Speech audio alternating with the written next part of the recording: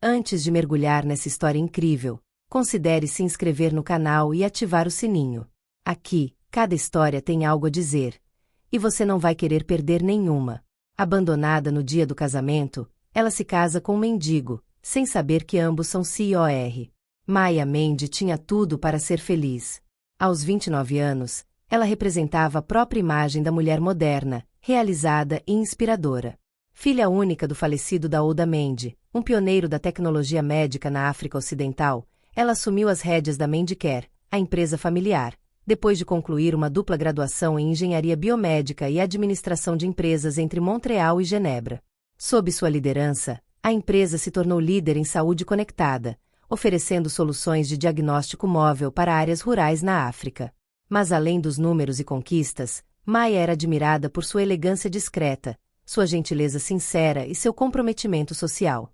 Ela financiou bolsas de estudo para jovens cientistas, apoiou clínicas de bairro e recusou qualquer publicidade em torno de suas ações. Na vida privada, Maya não era apenas brilhante, ela também era gentil, leal e profundamente romântica. Ela ainda acreditava no amor verdadeiro, na cumplicidade que nasce mais dos silêncios compartilhados do que da ostentação. Então, quando ela conheceu Adrien Beaufort em uma gala filantrópica em Paris, tudo parecia óbvio. Ele era charmoso, culto, filho de um magnata francês da hotelaria e administrava uma rede de clínicas particulares. Ele contou a Maya sobre suas viagens humanitárias, seus projetos éticos. Ele disse que a admirava e queria construir um futuro juntos. Ela acreditou. Ela o amava. Com todo o seu coração. O romance deles era o sonho deles. Dakar ficou entusiasmado com a ideia da união deles. A imprensa local descreveu o casamento como o evento social do ano. Os convites, carimbados a quente, foram enviados com 3 meses de antecedência. Chefes de Estado, empresários e artistas renomados estavam entre os convidados. O casamento aconteceria na Catedral Memorial Africana, decorada para a ocasião como um palácio celestial. O banquete seria realizado à beira da lagoa, em uma vila alugada por um preço alto. Quando chegou o dia, Maya ficou em frente ao espelho com seu vestido marfim feito sob medida, desenhado por um renomado designer nigeriano. Suas tranças estavam presas em um coque majestoso, e seu colar, em ouro rosa, pertencia à sua avó. Seu coração batia forte, não de medo, mas de expectativa. A felicidade finalmente estava prestes a tomar forma. Ela ia se tornar uma esposa. Mas o que deveria ser o dia mais feliz de sua vida se transformou em um pesadelo. A catedral, já cheia, fervilhava de expectativa. Os músicos estavam terminando seu último acorde. As flores, brancas e amarelas, perfumavam o ar quente do início da tarde. O fotógrafo imortalizou cada sorriso, cada sussurro. Na hora marcada, as portas permaneceram fechadas. Não há procissão. Não. Adrien. 1/4 de hora. Depois, meia hora. Sussurros começaram a surgir. O próprio padre olhou para o relógio com vergonha. Maya, na sala ao lado, ainda sorria, confusa, mas serena. Talvez um contratempo, um engarrafamento, um descuido. 1 hora se passou. Depois 2. Maya não entendia mais. Nenhuma chamada. Nenhuma mensagem. O telefone dele estava silencioso. Então um alerta explodiu nas redes sociais, e uma testemunha ousou entregar-lhe o celular. O vídeo, borrado mas inequívoco, mostrou Adrien no aeroporto Blaise Diagne, de mãos dadas com sua secretária, Elise, o mesmo que ajudou Maya a planejar a cerimônia. Ele estava rindo, mala na mão, indo em direção ao portão de embarque. Destino: Dubai. Maya sentiu a respiração ficar presa na garganta. Seu coração se contorceu, não de tristeza, mas de brutal incompreensão. Os rostos ao redor dela mudaram. Os olhares ficaram carregados de pena, espanto e, para alguns, prazer cruel. Os sussurros se transformaram em risadas abafadas. Os celulares já estavam filmando. Ela não esperou. Silenciosamente, ela rasgou seu véu. Ela saiu da catedral descalça, com o vestido arrastando na poeira, fugindo do eco de sua própria humilhação. Ela correu para longe. Pelas ruas de Dakar, pelos mercados lotados, pelas avenidas barulhentas. Ela correu como se não conseguisse respirar, como se fugir daquele momento pudesse apagar sua existência. Sem fôlego, ela finalmente desabou em um banco em um bairro da classe trabalhadora, não muito longe do centro, mas tão longe do mundo que conhecia. Ali, em meio às buzinas e às crianças rindo na poeira, ela deixou suas lágrimas rolarem, sem moderação, sem orgulho. Foi quando ela o viu. Ele não estava nem com pressa nem agitado como os transeuntes. Ele estava sentado contra a parede de uma livraria velha e meio fechada. Vestido com uma jaqueta de ensurrada, com sapatos gastos pelo tempo, ele lia um livro antigo de capa desbotada. Um romance de Camus, O Estranho, ela observou mais tarde. Ele olhou para ela calmamente. Sem piedade, sem ironia, sem insistência. Apenas uma presença. A senhora está bem? Ele perguntou com uma voz profunda, mas gentil. Maia olhou para cima, com o rosto molhado e os olhos vermelhos. Eu pareço bem? Ela disse, quebrada, entre dois soluços.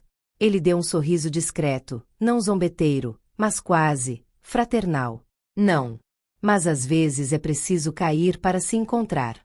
A princípio, ela ficou surpresa com a simplicidade da resposta dele. Não com nada, mas com alguém. Foi curto, quase ingênuo. Mas na boca de Lamine, essas palavras ressoaram com uma profundidade que ela não conseguia compreender completamente. Então o nome dele era Laminado. Ele nunca pediu nada. Não falava sobre ele, a menos que me perguntassem, e mesmo assim. Ele ouvia mais do que falava, mas quando falava, suas palavras carregavam o peso de um homem que havia perdido muito, ou escolhido muito. Maia, por sua vez, esteve cercada a vida toda por pessoas que a olhavam. Como um troféu ou como uma ameaça. Ela viu tanta hipocrisia por tras dos sorrisos, tanto cálculo por tras dos elogios. Mas Lamine não lhe demonstrou nem piedade nem admiração.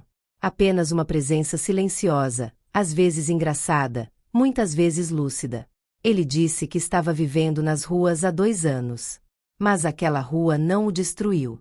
Ele carregava consigo uma calma rara, uma dignidade crua que não combinava com os clichês de um mendigo.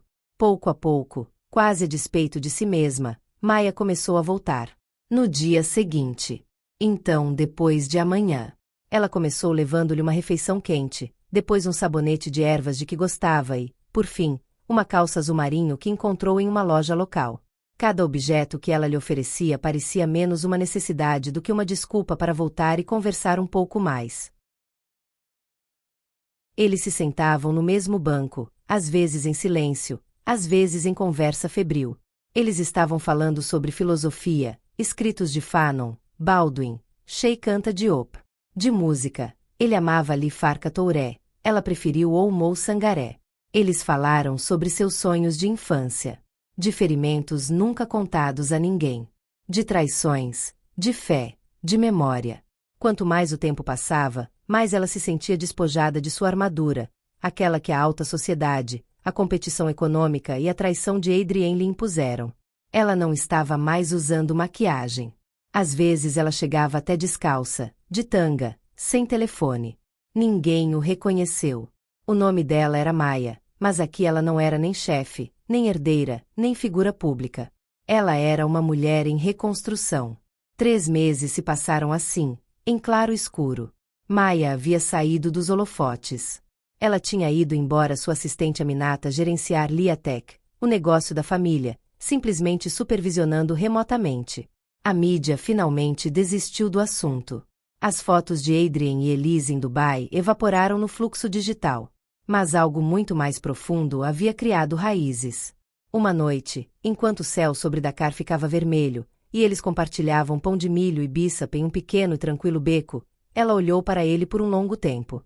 Você acha que pode recomeçar sua vida do nada? Ela perguntou, com a voz quase trêmula.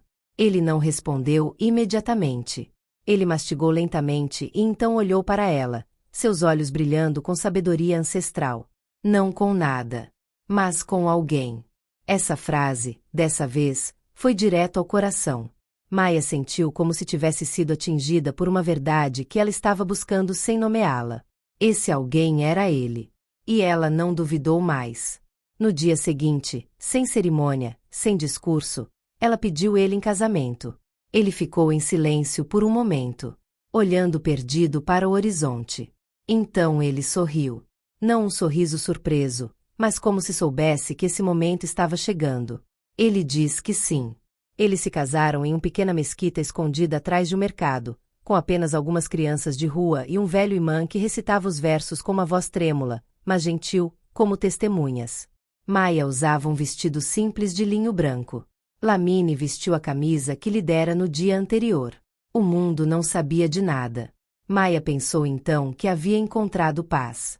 Uma paz longe de artifícios, câmeras, expectativas. Agora ela morava em um apartamento pequeno e discreto perto do porto, e eles compartilhavam manhãs cheias de chá, sorrisos e silêncios tranquilos. Ela se sentia livre, nova, viva. Mas um dia, quando ele chegou em casa mais cedo do que o esperado, tudo mudou. Ela abriu a porta e encontrou Lamine sentado à mesa, debruçado sobre uma laptop mais recente, que ela nunca tinha visto em sua modesta casa. A tela exibia linhas complexas de código. Algoritmos de criptografia. Segurança cibernética. Lamine estava digitando com velocidade estonteante, uma fluidez que não tinha nada a ver com improvisação. Ele pulou quando a viu, tentou fechar a tela, mas era tarde demais. Maya ficou paralisada na porta, com a garganta seca. Você mentiu para mim? Ela perguntou, com uma voz fria, quase estrangeira. Lamine colocou lentamente as mãos sobre a mesa. Ele respirou fundo e então olhou para ela. Não. Não menti. Escondido. Não é a mesma coisa. Escondido o quê, Lamine? Quem é você? O que você estava fazendo antes? Você não era um mendigo, era? Ele suspirou. Então, calmamente, ele começou a contar. Ele estava realmente Lamine Diop, um nome que Maya nunca imaginou associar ao mendigo que conhecera meses antes. Lamine, antes de ser este homem solitário que vagueia pelas ruas de Dakar, tinha sido fundador da Kerai, uma das primeiras startups de inteligência artificial na África, especializada em inclusão digital das áreas rurais. Seu projeto foi visionário, uma verdadeira revolução para as comunidades mais isoladas. Ele criou plataformas digitais de educação e saúde, usando tecnologias de ponta para conectar aldeias africanas ao mundo. Graças aos seus algoritmos de aprendizado de máquina, ele conseguiu facilitar o acesso à assistência médica em regiões onde havia escassez de médicos e permitir que jovens em áreas remotas aprendessem por meio de cursos online. Tudo parecia estar indo bem para ele, e sua empresa rapidamente atraiu investidores e parceiros importantes. Mas tudo mudou por causa de Samba Lai, um investidor desonesto e ex-sócio que havia manipulado as contas da empresa. Samba Lai desviou fundos essenciais para o projeto, escondendo-os em contas no exterior, antes de levar Lamine a uma teia de mentiras. Ele o acusou de ser responsável pela má gestão das finanças da empresa. A mídia, ávida por sensacionalismo, aproveitou o caso. Em poucas semanas, Lamine Diop passou de um jovem prodígio a um pária, acusado de fraude e peculato. As autoridades não estavam dispostas a ouvir suas explicações. Lamine, já quebrado, foi arrastado pela lama. Ele perdeu tudo: seu status, em casa, filho, dinheiro, e acima de tudo, a confiança das pessoas. Jornalistas o perseguiram, chamando-o de fraudador, e seus antigos colegas o abandonaram. Não lhe restava nada além da dignidade. Mas no mundo onde estes últimos pareciam ser os primeiros a dissolver-se, ele decidiu desaparecer. Ele se afastou de tudo, convencido de que o mundo não queria homens como ele, homens que acreditaram que poderiam mudar as coisas, mas que foram esmagados pela máquina. Foi então que ele tomou uma decisão radical: desaparecer completamente. Ele foi dormir sob um nome falso em uma cidade que ele acreditava não ter memória, e viveu como um homem sem teto, à margem da sociedade, fugindo da vergonha que o seguia como uma sombra. Ele não havia planejado apenas um simples encontro com uma mulher brilhante como Maya Mende viraria sua existência de cabeça para baixo. Maya, ouvindo esta história, não sabia o que dizer no começo. Ela se sentiu congelada. Lamine, aquele que ela vira tão humilde, tão em paz na sua miséria, era na realidade um gigante da tecnologia, um visionário, um construtor. Mas também um homem que, como ela, teve que lutar contra o mundo e suas falhas, contra a traição, perda e vergonha. Ela percebeu que eles tinham amado sob rostos falsos. Ela, herdeira de um império familiar, cercada de poder e privilégios. Ele, um homem que havia sido despojado de tudo. No entanto, nesta verdade nua e crua, a sua amor ganhou outra dimensão. Duas almas feridas, dois gênios, cada um com uma cicatriz profunda, mas que se encontraram no frágil espaço do reconstrução. Ambos acreditavam que deveriam desaparecer para curar melhor, para renascer melhor. Maia, dessa vez, não queria mais fugir. Ela olhou para Lamine com uma nova intensidade, uma admiração sincera. Ele nunca pediu por isso, mas ofereceu algo mais precioso do que qualquer coisa que ela já conheceu, uma verdadeira intimidade. Eles compartilharam suas feridas, seus sonhos, seus medos, sem nunca julgar um ao outro. Eles então decidiram começar tudo de novo, conjunto. Maia não precisava de mais. Ela investe na revitalização de Querai, convencido de que esta empresa não necessitava apenas de capital, mas sobretudo de um novo fôlego. Juntos, eles embarcaram na reconstrução do que eles perderam. Mas desta vez, eles se comprometeram a colocar as pessoas no centro de tudo. Querai tornou-se um modelo de inclusão, um projeto que conectou tecnologia para os mais vulneráveis. Paralelamente, Laminado ajudou a desenvolver Liatech, seu negócio familiar, nas áreas rurais da África. Eles criaram a Frinova, uma plataforma transformadora dedicada à saúde e para a educação na África subsaariana. A Frinova foi baseada num princípio fundamental: acessibilidade e equidade. A visão deles era simples, mas ambiciosa: permitir que todos os africanos, independentemente de seu status ou de onde vivessem, tivessem acesso às mesmas oportunidades em saúde e educação. Não foi só uma briga econômica ou política, mas um moral de combate. O contra a injustiça, a pobreza e a exclusão. A história deles se tornou um modelo para a África e além. Não porque tivessem feito fortuna ou se tivessem tornado CEO famoso, mas pela sua humildade, sua resiliência e seu compromisso com um futuro mais justo. As suas vidas já não eram definidas pelos seus passar, mas porque eles estavam construindo junto. Eles representavam uma nova geração de líderes africanos, modesto, visionários, solar. Um ano depois, em uma grande conferência em Nairobi, Lamine falou. Seus olhos estavam cheios de serenidade, como se não tivesse mais nada a provar. Quem somos hoje não é resultado do que possuímos, mas do que passamos juntos. Casei-me com uma mulher abandonada, e ela se casou com um homem perdido. O que não sabíamos era que éramos ambos construtores. COR, sim, mas acima de tudo curadores de nossas próprias feridas. Um silêncio emocionado caiu na sala. Maia, sentada entre os convidados, com a mão apoiada na barriga arredondada, porque ela estava esperando seu primeiro filho, sorriu silenciosamente. Ela sentiu todo o ponto completo. E ela sabia que com Lamine, ela iria construir algo maior do que qualquer coisa que ela havia imaginado.